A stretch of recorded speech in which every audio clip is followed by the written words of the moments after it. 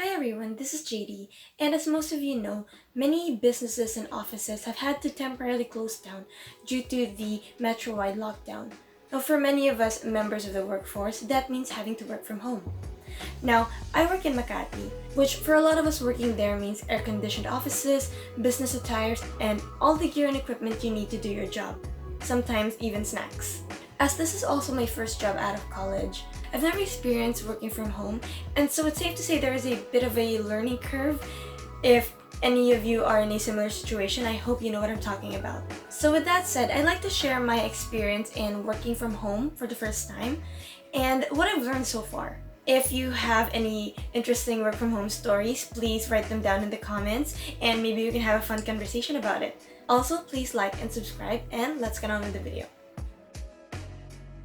So the first day of working from home, I actually was late. We have to virtually clock in every single day. So I woke up 2 minutes after we were supposed to clock in, and that wasn't a pretty experience at all. I suppose I have adjusted quite a bit to staying at home, and so my usual waking hours during the workday were just gone. So the first challenge actually was staying motivated. It's really different in the workplace, in the office, where everyone's there, everyone's dressed up, and everyone's on their desks working. There's a certain atmosphere of this place being a workplace and your home being a home.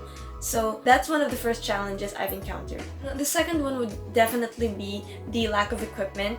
At work, we have multiple screens, and also you can always rely on IT to fix your problem, or you'll never have to worry about running out of supplies because the supply closet is right there. Also, free snacks again. I guess that's what I miss about working the most. Of course, because of the situation right now, you can't afford to just keep snacking. So I guess there's that sense of security when it comes to being able to be efficient at your job that you get from the workplace that you just don't get at home. And while it's comfortable to be in your lounge clothes, being able to take a break whenever you want to, there's definitely an effect on your productivity when you're working in an office versus when you're working at home. And finally, the human interaction of it. Of course, with the enhanced quarantine in place, we are encouraged to have very limited interactions with other people, and I think that's what I miss the most. Even though personally I don't get to talk to my colleagues that much, just knowing that there are other people around working, dealing with the same kind of problems as you, really just makes it much easier to survive the workday and to actually be happy at work.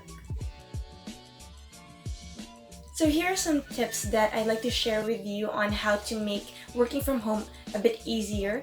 So the first one is definitely trying to stick to your work routine.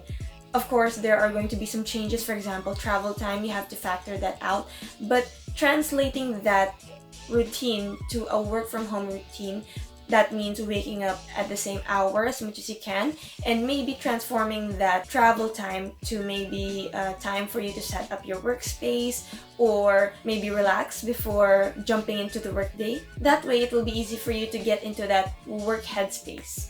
Have a symbolic ritual that tells your body and your mind that it's time to work.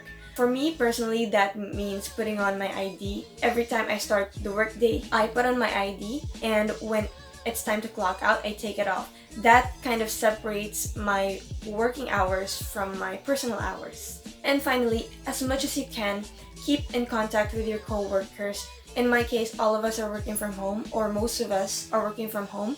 Keeping in touch with them, even though it's not the same as seeing them in the office, reinforces the idea that you're in this together. It also helps in the practical sense because if you have a problem, question, or if you need help with something, contacting your coworkers is a big help. For us, we're lucky enough to be able to have virtual meetings, but if that's not the case for you, you can send them a message on Messenger or share stories on Instagram or Facebook. Try to create a virtual community where coworkers can support each other and where you can also update each other on what's going on in your area or in the company, in the business. And I found that really helpful, and I would say that it's what kept me sane during this process.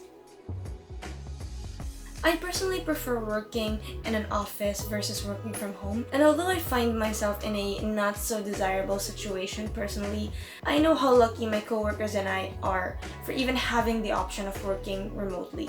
There are tens of thousands of workers out there who are not able to work, who are out of a job because of the situation and are not able to feed their families. And what's worse are the frontliners who are basically holding our society together by keeping this pandemic at bay. For the rest of us, the best we can do for them is to not contribute to the further spread of the virus by taking care of ourselves and our families. So I hope you're thinking of our fellow citizens who are not able to work and who are out there fighting this pandemic.